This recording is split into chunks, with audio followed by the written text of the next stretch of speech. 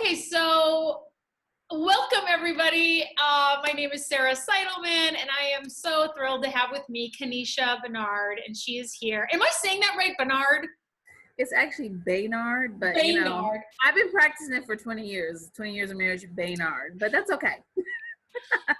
Kanesha, I got to know because she is also a Martha Beck trained coach, and we've met each other at different events. And she's just a phenomenal woman who's raising a family, being a life coach, and really teaching people how to live their life in a bold way, like unapologetically. And I really admire that about her. And she's launched One Kid. Is it One Kid to College? One Kid to College. One yes. Kid to College. So I just want, I guess what I'm wondering is like, Kanesha, were you always bold your whole life, or did you go through a period of non-boldness where you were like hiding under a couch somewhere, or, where you lost your mojo and just somehow got it back? Or can you tell us, what have you learned about boldness?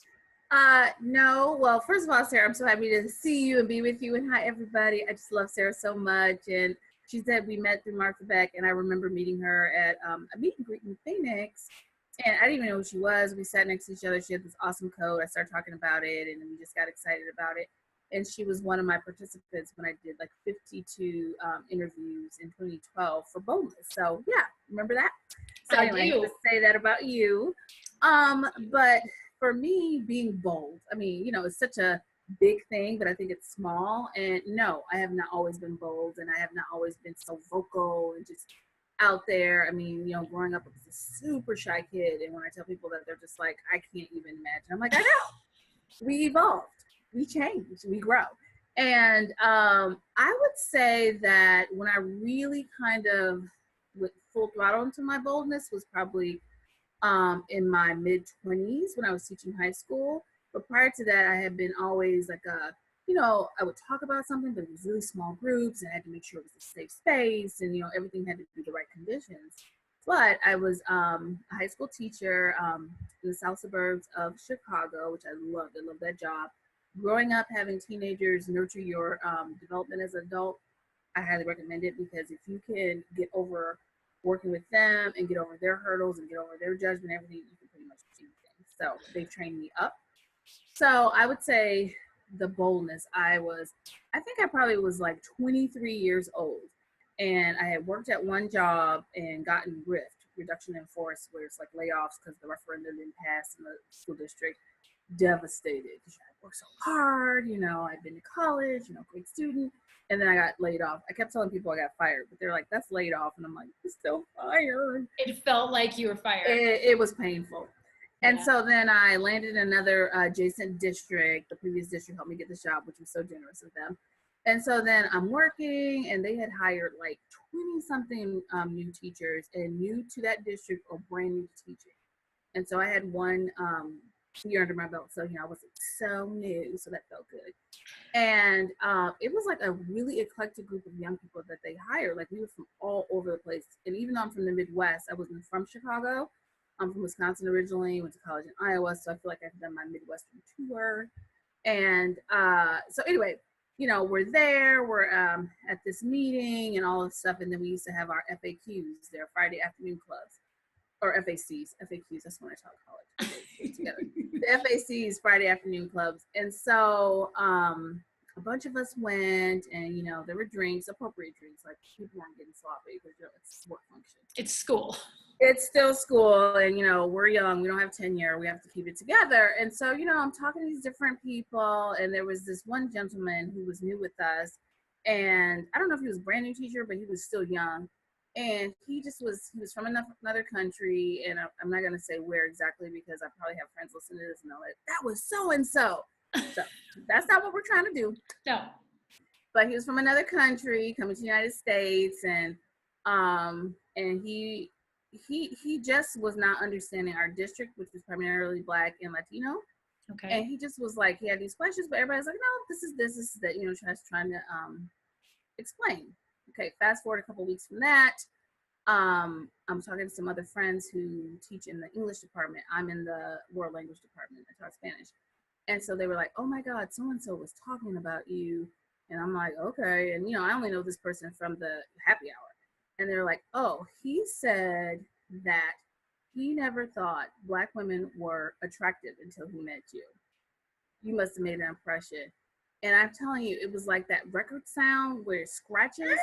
It's like in my head. And I was like, that is so inappropriate.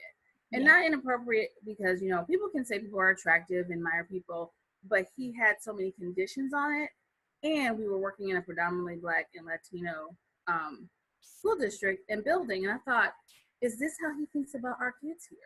Is this how he views them? Like less than attractive, less than, it might seem perfect. You know, I love teenagers. They are my people. Like less than being, you know, being nurtured, or less than coming together and you want to support them in all things. And I was like, oh no. And I think like my dormant bolt fire, it just came on like crazy. And I was like, I gotta do something about this. But I don't know. It's not even the first semester done. Like, I don't even know. I don't know all the politics of the building. I don't even know this person. I don't really know who I should talk to. It's not really a HR thing. You know, we don't really have the culture police at the school and all that. So I was like, I told the one person who told me, I said, stop telling people that. Like, just shut that down. I don't want to talk about it anymore.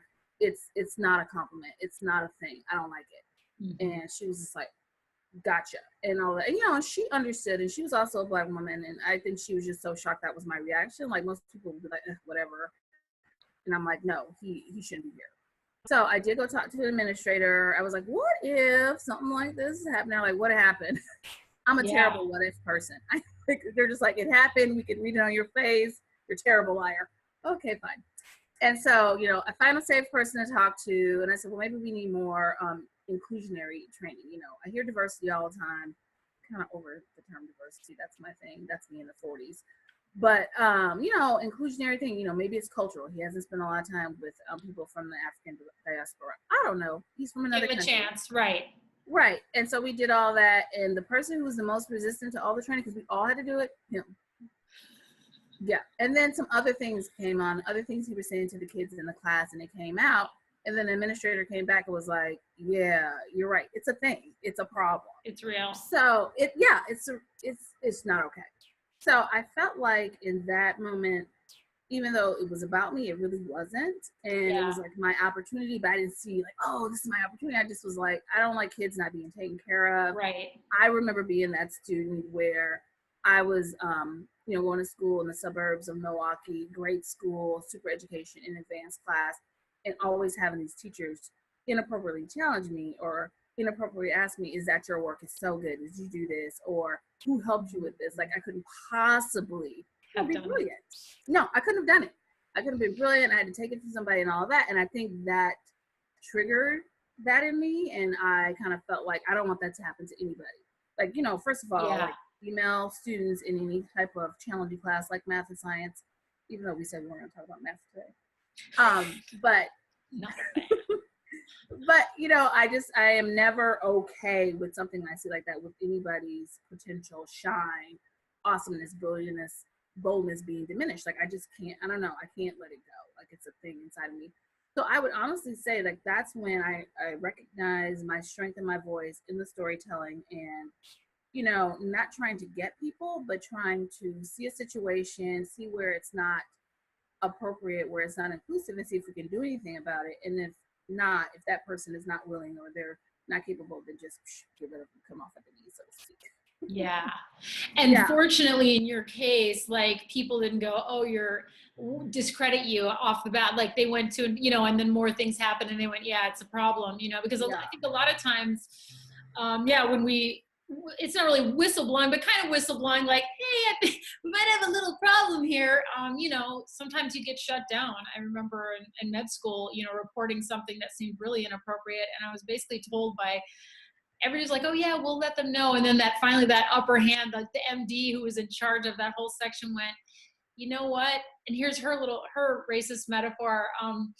You know, we don't need more chiefs. We need more Indians. That was her kind of saying to me, like, shut your mouth, you know? Yeah. And I was like, you know, and she had the power to either give you a good review so you could get a residency that you wanted, or the power to go, you know, so, yeah, and I think just boldness, like having an opinion and sharing that, I think can be something that we all hesitate to do because and I shouldn't say that. I mean, speaking for myself, sometimes I hesitate to share my opinions because I've got this desire to be harmonious with other people, right? I mean, I think that's part of our thing as human beings. We want to be able to relate to people and understand and see all angles. But then there are some times when we're just like, this doesn't feel good to me. This is just wrong on some level from my point of view.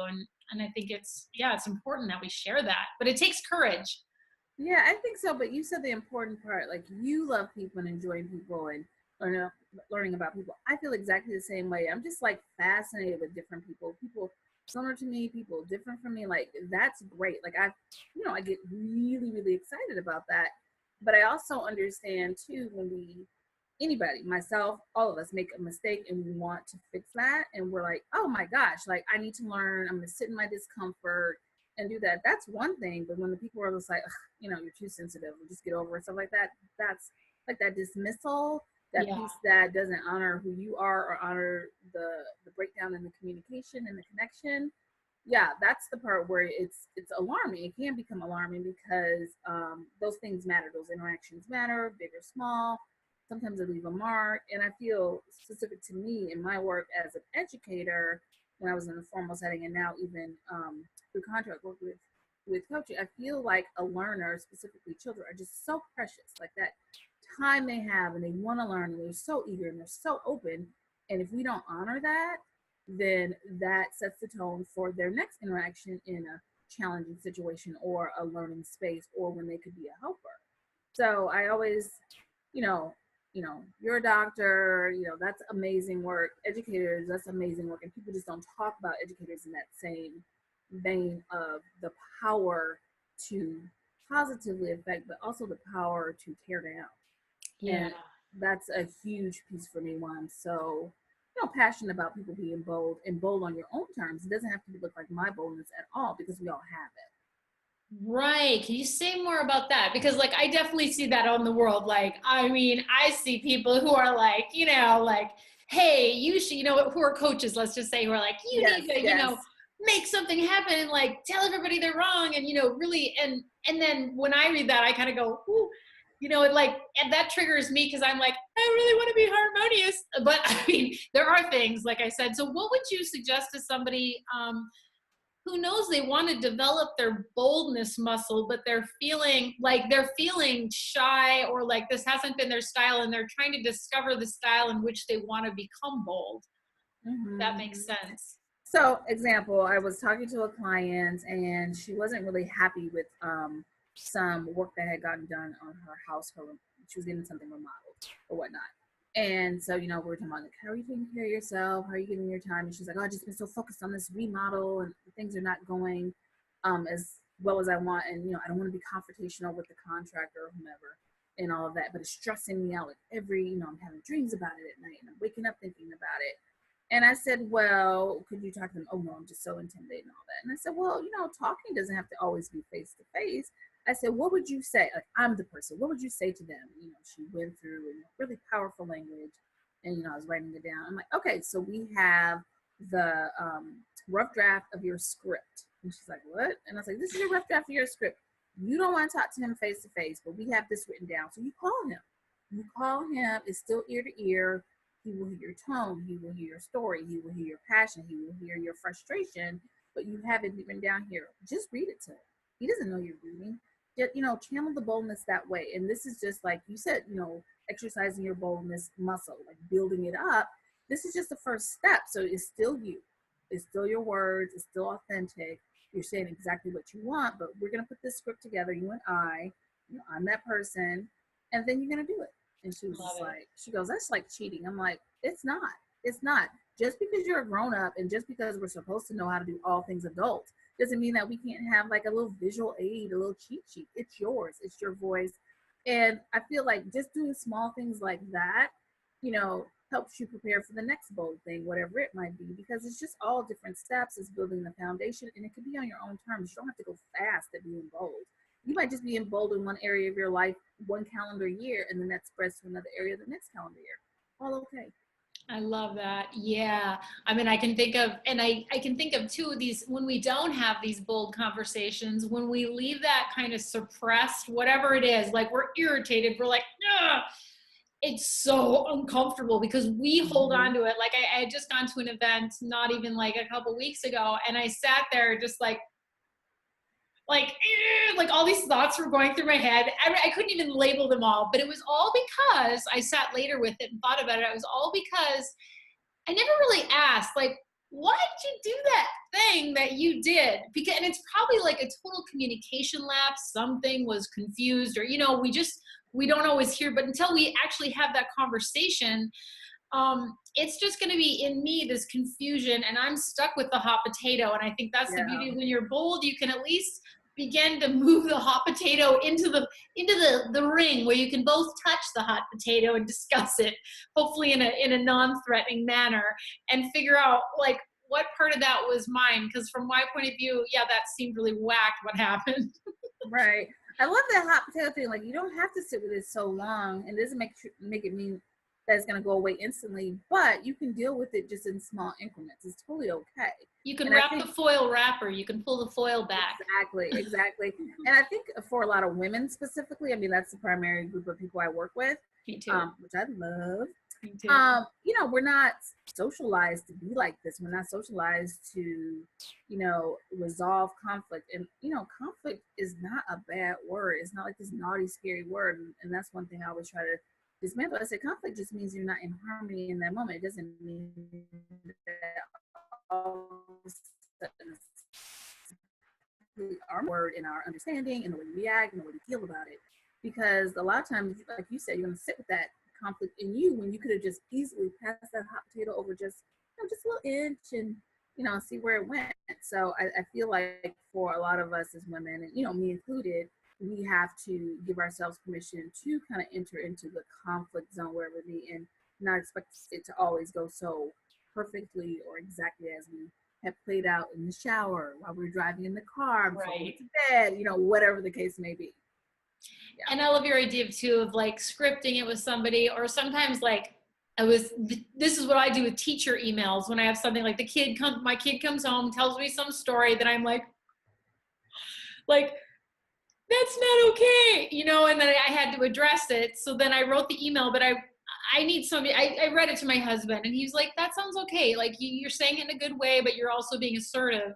One time so that helps me too, sometimes bouncing after the person. One time I wrote an email, and my agent was like, I sent it to my literary agent because I was like, I don't know. And she goes, it was so funny. She is so bold. It's so awesome.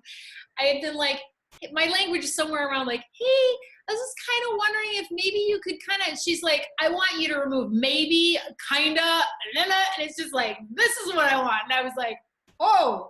And then I was like, yeah, man, that is exactly what I want to say. And so I think sometimes we just need it can help to talk to another bold lady.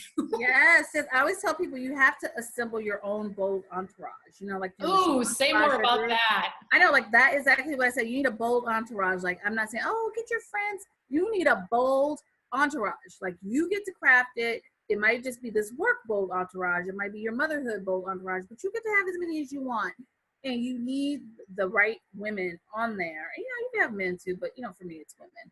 And your example about school emails, I can't even tell you, especially with the 18-year-old launch, and then I have a 10-year-old, I'm always writing emails to the school for different things I want to be right for my kids and all the other kids. And, I have to have my husband read it because he always be like, okay, it's very specific, honey, but you're using really strong words. And not strong like I shouldn't be strong, but sometimes it'd be like, lackluster, underwhelmed. Like, I could pick a better word, but, I just write it out how I think of it.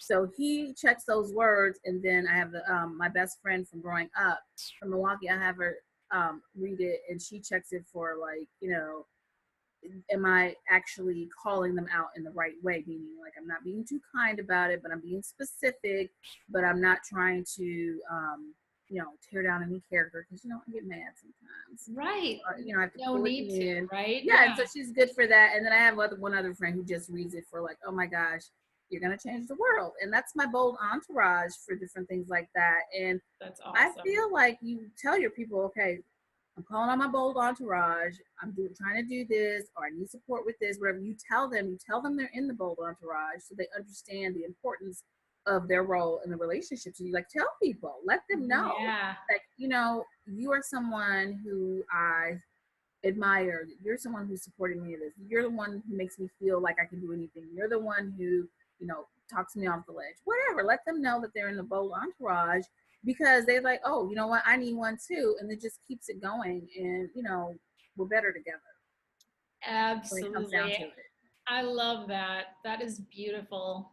Kanesha, you are so awesome. And I've learned so much. I'm like feeling bolder already. It's like, I think so many, and I think you hit the nail on the head when you say like women, that's the culture, you know, that we're there to be like people please, you know, little girls, you know, oh, be quiet and adorable and whatever. But we grow up and we like become warriors. We have to, for our kids, for our communities, for our families, for our men, for our women friends, like all that. So anyway. I mean, I just feel like the more that we have these conversations with ourselves and then with the right people, then we start to actually believe what we can do. Because I know right now with a lot of thought leaders and things like that, which I love that stuff, some people are just like, I don't know, I want to hear another person tell me to write a mantra, tell me to write an affirmation, whatever. You can tell me all that because I love those things. But for the other people, you know, I am always saying, you know, it doesn't have to be a constant activity of, you know, journaling and things like that, which I also love. But it doesn't have to be like that, but you have to have these conversations with yourself. You have to have a protocol around it so that you don't go into a spiral. So, you know, having the bold entourage helps with that. I think having your word for the calendar year helps with that, you know, kind of like a touchstone. What's yours this year? I'm just curious. Calm. Ooh, I love that. Because 2017 was brutal and I was a little wound up like every day. You can't be wound up every day. So love it. Mine's impeccability, which is impeccability with myself, not with other people. I'm really good at that. It's just here. I get that. I get that. We're so hard on ourselves. Yeah. So I think that, you know, that whole piece goes with it too. It's just, you know, us finding our own systems that keep us bold, you know, and our, you know, people talk about a comfort zone, but I'm always like, here's your bold zone. And then when it starts to kind of like be a beacon outward, it gives you the right amount of comfort, of desire, of pleasure to go to the next thing, and then to ask for the right help, and then to take a break, and then to try again, and all those different pieces. Love it. Yeah, the hero's journey, which is not a passive process, but it's an awesome process, right? True, very true. Well, it has been such a delight to talk with you. Can you tell us, Kanesha, like how people can work with you? Like, do you have programs? Do you have local events? Because I know you're in California, but tell us a little bit more on where people can find you. Oh, thank you, Sarah. So one of the biggest things that I'm super excited about that's coming up at the end of this month, at the end of February, is I'm living in Silicon Valley, right adjacent to Palo Alto, and we have this big thing in Santa Clara County called Silicon Valley Reads, and they have one each year, and it's full of authors, books, book groups, films, programming for the family, programming for adults, programs for teens, young people, and everything is underwritten by Santa Clara County library system, education system, and a couple other sponsors. And so this year I was super excited to be invited by them to do 4 workshops for teens on, so excited. I love the teens. Solidifying your mindfulness practices through journaling. And part of the reason that I pitched that to them is, you know, unfortunately where we live, there's a lot of pressure. Kids are in the pressure cooker. And, you know, we've had this whole unfortunate series. I think it was even highlighted in Time magazine about suicides. Valley suicides. Yeah. So, you know, I see those different things and I'm like, how can I help with that? You know, I love creativity. I love helping disrupt unfulfilling patterns through creativity. And I find that for teens, sometimes you just need to show them a structure and then that they can massage and make it their own. So I want to help facilitate that. So I'll be at 4 different libraries, and you can look at that at siliconvalleyreads.org. They have tons of other programs, so check them all out because they're around caregiving and mental health this theme for 2018. So I think that's super important. And like I said, they're all underwritten by these sponsors, so you can go. There's not a fee or anything. So come sign up. You don't have to live in Santa Clara County. You just need to be able to drive to the places. So that's something to do. Okay, cool. And then, you know, working with me, I love working with one-on-one clients, and I have a couple of workshops that are through the Women Entrepreneurs of Los Altos that are coming up in March, we're having a retreat in Costa Noa in Pescadero, California. So that's March 18th. And that's on, you can see that on Facebook at Kanesha Baynard Coaching or Women Entrepreneurs of Los Altos. And then I'm also planning a dinner party, probably like in late spring, early June. It's in the works, but I do the bold dinner party for women only. We typically have a theme, and then this theme will be around pleasure, power, and passion. Oh my gosh. Yes. If I was there, I would be there. It just sounds so, your parties always look really fun and just amazing. And I just know that, yeah, people spending time with you, they're going to come away feeling more bold. And that is a good thing. So. I hope so. They deserve it. You know, you deserve to be bold on your own. Yeah. Amen. Well, thank you so much, Kanesha. Thank you, Sarah. Thanks for watching, guys. And we will see you for the next one soon. Bye, everybody.